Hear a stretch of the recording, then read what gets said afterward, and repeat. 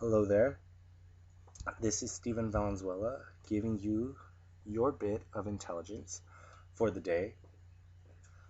Today I want to talk about Roland Barthes.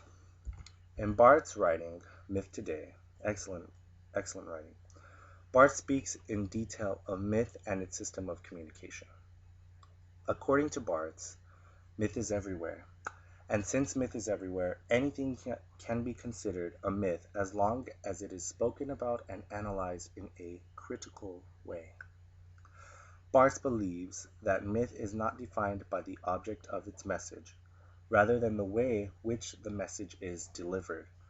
He believes that history provides the foundation for myth, but through myth, that history can be completely changed and represented in a different way. Barthes deciphers myth and explains it in terms of two language systems. In order to describe these language systems, Barthes uses Saussure's semiological system.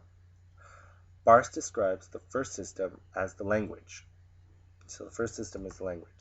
The language is composed of three parts: the signifier, which is the object being spoken of, the signified, which is the concept, and the sign, which is the relation between the concept and the image or the object being spoken of. With this in mind, Barthes moves into the second system, which is what makes up myth. In this, he explains that the sign from the first system, and the sign is the signifier and the signified, so the sign from the first system doubles as the signifier in the second system, which holds the meaning to the myth. This meaning is transformed to the form, which is the basis of the myth. Once it is considered myth, the sign is stripped of its historical content and combined with the concept, or the signified, to create the signification.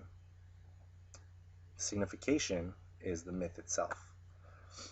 Overall, Barthes concludes by saying that through the use of this myth, a neologism, or a new language, is created, where a particular meaning or connotation is given to the object in subject and cannot be stripped of it.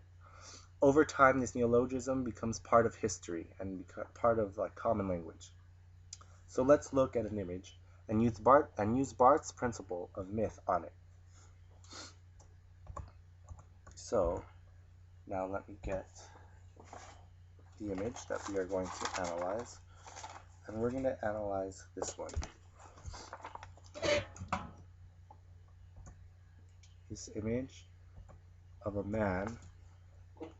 Well, you can see him. So the man is wearing these shoes. It's an advertisement. There's an older man right there, and the older man is on his shoes. This man is stepping on him with his shoes.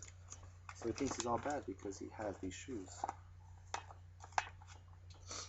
So in this image, we'll first start with the language system. Yes, the language system. So the language system right here is the signifier. For the language system, the signifier is the man wearing the diesel shoes, and the signified is the old man who wants the shoes but can't have them. So the sign means that the man cannot have the diesel shoes on the younger gentleman. So the sign of this image for the first language system is that the old man cannot have the shoes from the younger gentleman. The old man cannot have the shoes from the younger gentleman. That's the sign. So now we got to remember that the sign doubles as the signifier for myth. And so the signified, or the idea, is that, so the sign doubles as the signifier of the myth. The signified is the idea that you can do whatever you want if you wear certain brands. And the signification, which is the myth itself, is that if you wear diesel shoes, you can rule the world and do whatever you want. I gotta get me a pair of those, don't I? So, I hope we understood the concept today, and I hope that my analyzing of the image was not too confusing. And I really hope to see you guys very soon on a new, more luxurious day. That was Stephen Valenzuela and your intelligence for the day. Thank you.